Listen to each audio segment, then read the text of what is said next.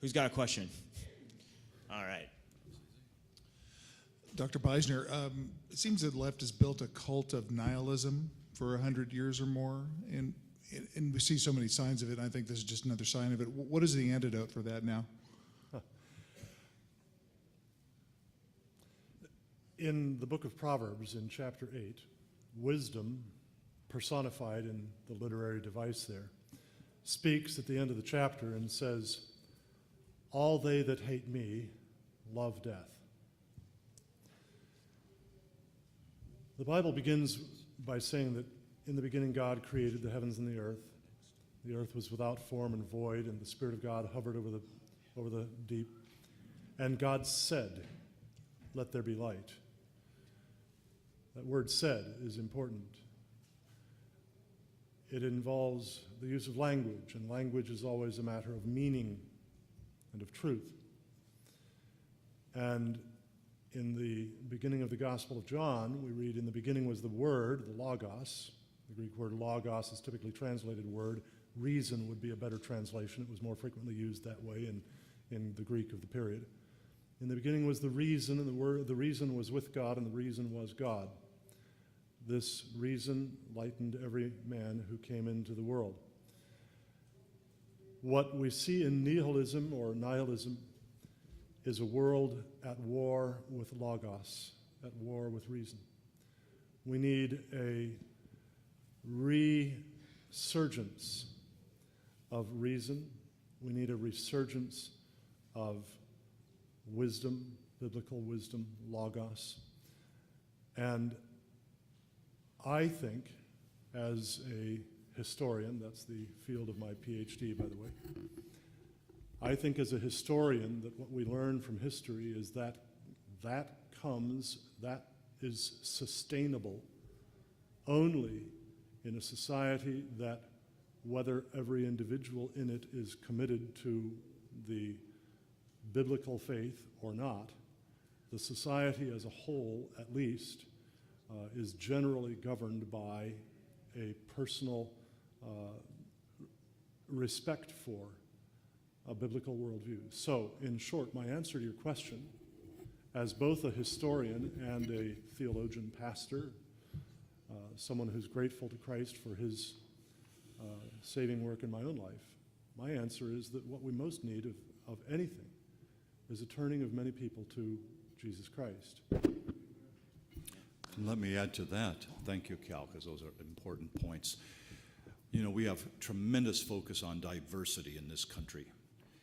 Diversity of everything except opinion. And we see this from kindergarten all the way through college and graduate school in our media and so forth. We've heard talks about that over the last couple of days. So I think it's incumbent on us as parents and community members to teach our children and our friends and colleagues the wisdom and courage needed to stand up and present points of view that might be unpopular, and get these other ideas out there and explain why that is so important, and give our kids the wherewithal and the courage to do so in every environment.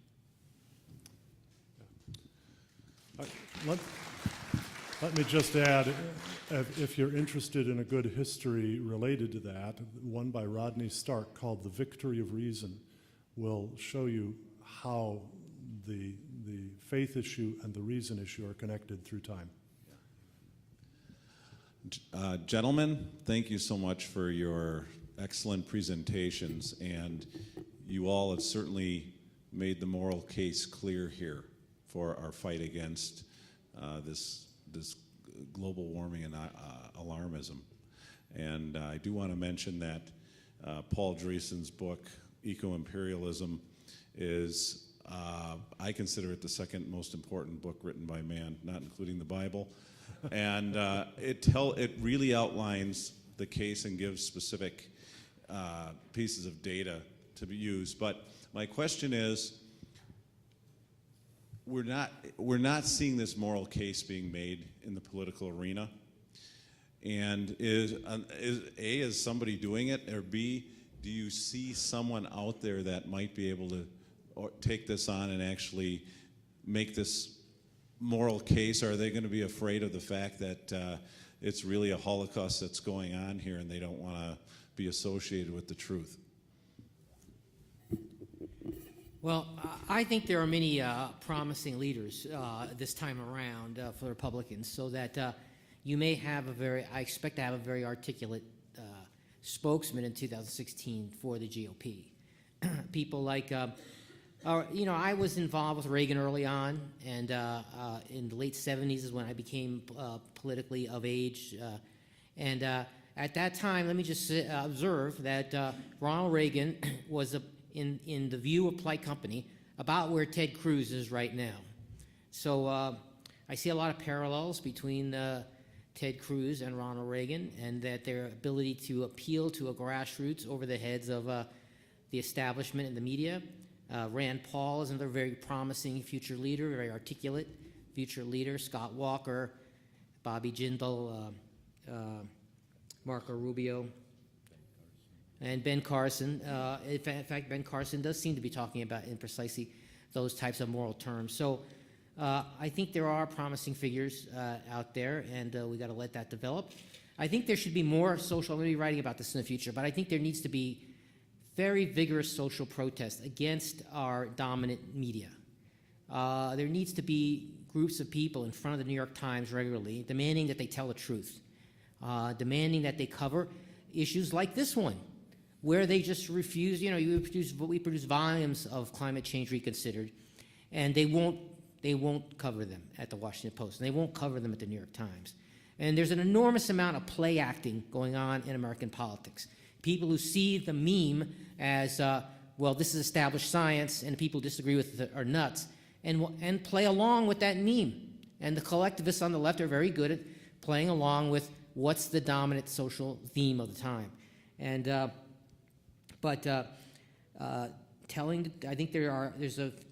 I think we're on the pendulum of politics is swinging back in the other direction.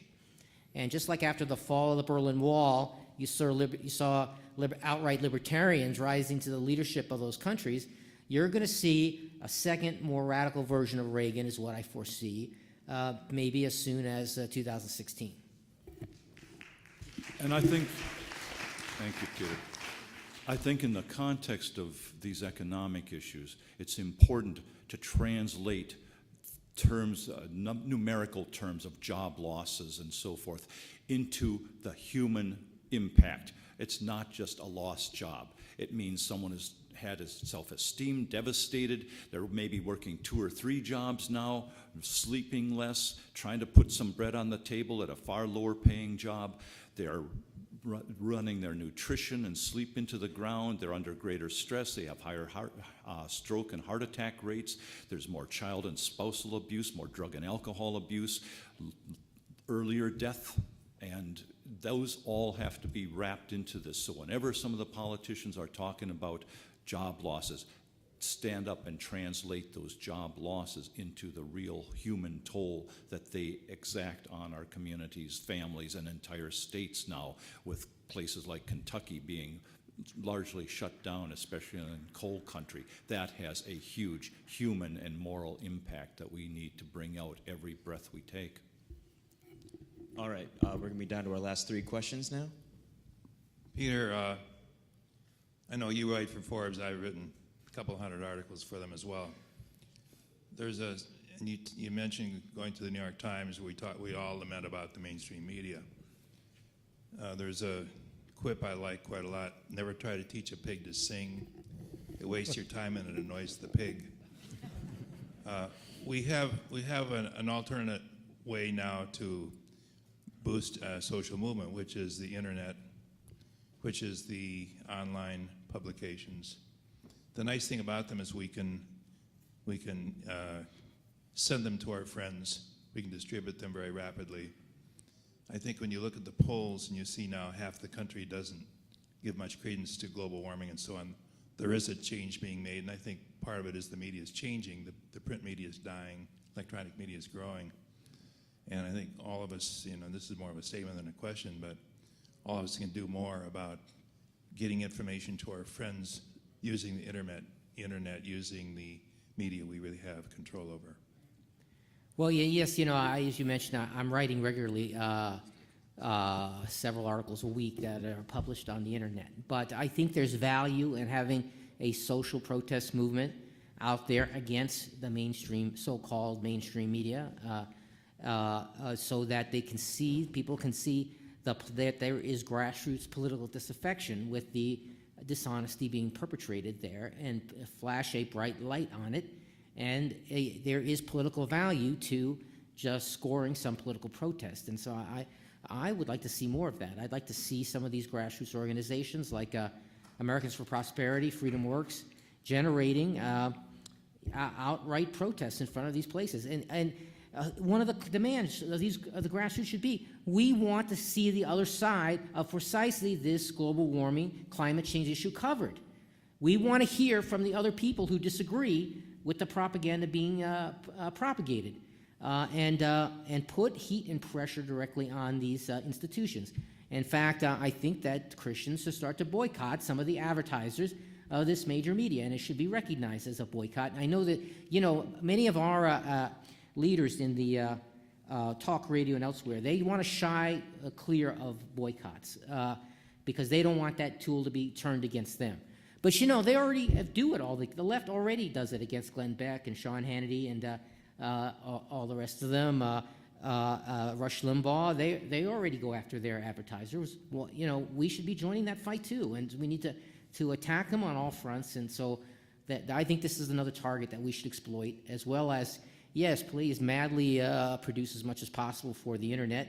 I'm doing it all the time.